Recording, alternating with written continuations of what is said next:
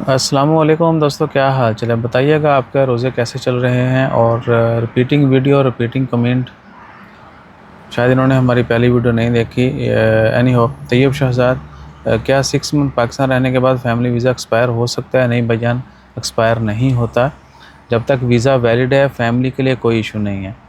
जो 6 मंथ का रूल है वो वर्क वीज़ा के लिए है और इन्वेस्टर वीज़ा के लिए है। फैमिली वीज़ा अगर आपके पास है और वो बाकी है, बेशक आप आज वीज़ा लगवाएं, सेम डे ट्रैवल कर जाएं, जब तक वीज़ा बाकी है अगले 2 साल तक, यानी आप वापस आ सकते हैं। फैमिली का वीज़ा 6 महीने बाद एक्सपायर नहीं होता, ठीक है ना।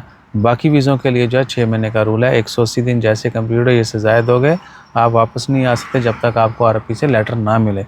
एक ख़ास फॉर्मेट का लेटर होता है, आपने अपने अरबाब से कहना है, वो लेटर लेके देगा। उसमें आरपी की तरफ से अलाउ किया जाता है, अप्रूव किया जाता है कि बंदा वापस आ सकता है।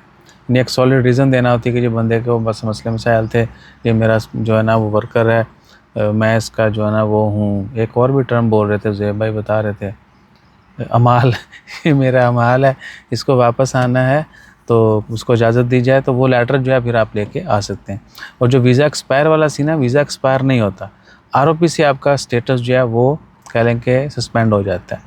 मैन पावर में आपका रहता है वीज़ा, जब तक वैलिड है वो रहेगा, जो डेट है उसी डेट को उसने एक्सपायर होना है। आरओपी से जो है वो यानी इमिग्रेशन आपकी नहीं होगी, ठीक है ना। तो वो इमिग्रेशन के लिए फिर आपने लेटर लेना होता है कि जी बंदा को ओवर स्टे जो है ना दूसरा बाहर था, 180 डेज से 6 मंथ से ज़्यादा स्टे हो गया है, वापस आने की इजाज़त दी जाए, और ये इजाज़तनामा है, खलास आपकी बोर्डिंग हो जाती है, इमिग्रेशन हो जाती है।